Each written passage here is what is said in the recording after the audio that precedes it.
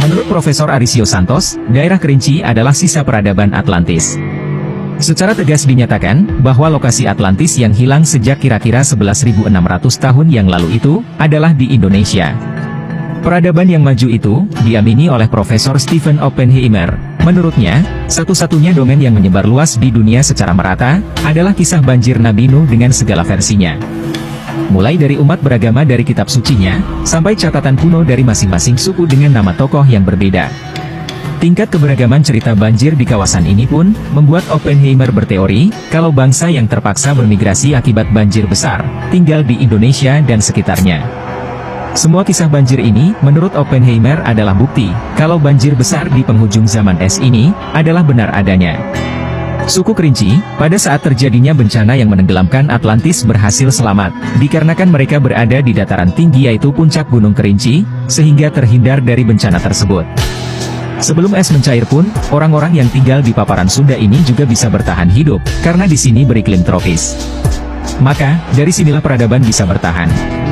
Dari sebuah kesimpulan riset Dr. Bennett Bronson, peneliti dari Amerika bersama tim Lembaga Purbakala dan Peninggalan Nasional Jakarta pada 1973 berpendapat, bahwa suku Kerinci bahkan jauh lebih tua dari suku Inka, Indian di Amerika.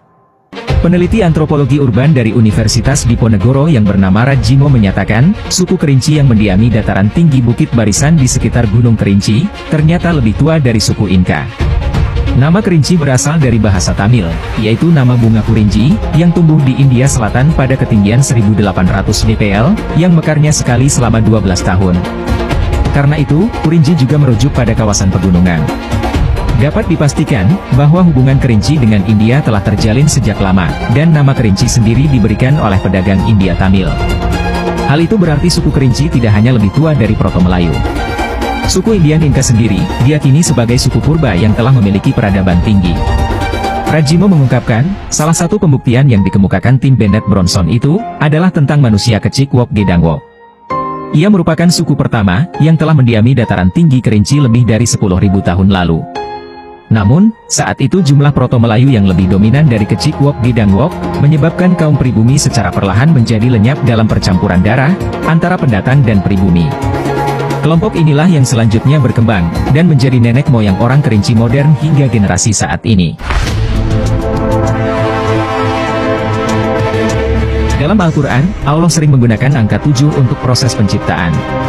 Seperti surat At-Talaq ayat 12, Allah yang menciptakan 7 langit, dan dari penciptaan bumi juga serupa. Surat Al-Fatihah yang seringkali dibaca ulang-ulang setiap waktu, terdiri dari 7 ayat. Pada wahyu pertama Al-Quran surat Al-Alaq, terdiri dari 7 unsur, yaitu Iqra' yang berarti bacalah, Bih yang artinya dengan, Ismi artinya nama, Robi artinya Tuhan, Ka'a yang artinya mu, Al-Lazi artinya yang, dan Holak berarti menciptakan. Kalimat kun fayakun, adalah perkataan Allah yang diucapkan bila berkehendak menciptakan sesuatu kejadian. Kalimat ini terdiri dari 7 huruf Arab, yaitu Kaf, Nun, Fa, Ya, Kaf, Waw, dan Nun. Hadis dari Abu Daud dan Turmudzi juga mengungkapkan, bahwa Nabi Muhammad pernah bersabda, sesungguhnya Allah itu witir atau esa, atau ganjil, dan suka pada yang ganjil. Sepertinya, angka 7 ini memang memiliki keistimewaan tersendiri. Di sekitar Gunung Kerinci, ada salah satu danau kaldera tertinggi di Asia Tenggara bernama Danau Gunung Tujuh. Menurut beberapa literatur, Danau Gunung Tujuh dikelilingi oleh 7 gugusan gunung. Ketujuh gunung tersebut, terdiri dari Gunung Hulu Tebo, Gunung Hulu Sangir, Gunung Madura Besi, Gunung Lumut, Gunung Selasih, Gunung Jarpanggang, dan Gunung Tujuh. Dengan kondisi yang strategis dikelilingi oleh pegunungan, maka Danau Gunung Tujuh sangat cocok untuk tempat beristirahat dengan kondisi alam yang subur, dan air yang banyak, serta layak untuk dijadikan tempat tinggal. Maka tak dapat dipungkiri, Gunung Kerinci bisa dikatakan merupakan tempat pertama kali Nabi Adam diturunkan di muka bumi. Dengan melihat sejarah kondisi geografis, dan alam yang sesuai bagi manusia untuk beradaptasi pertama kali di bumi, dan juga bisa dikatakan setengah surga. Jika ditinjau dari pendekatan bahasa, Kerinci berasal dari kata kerin, dan ci. Asal katanya dari bahasa Austronesia yang merupakan bangsa India kata krin, atau hin, yang berarti hulu. Sedang kata ci atau cai, artinya sungai.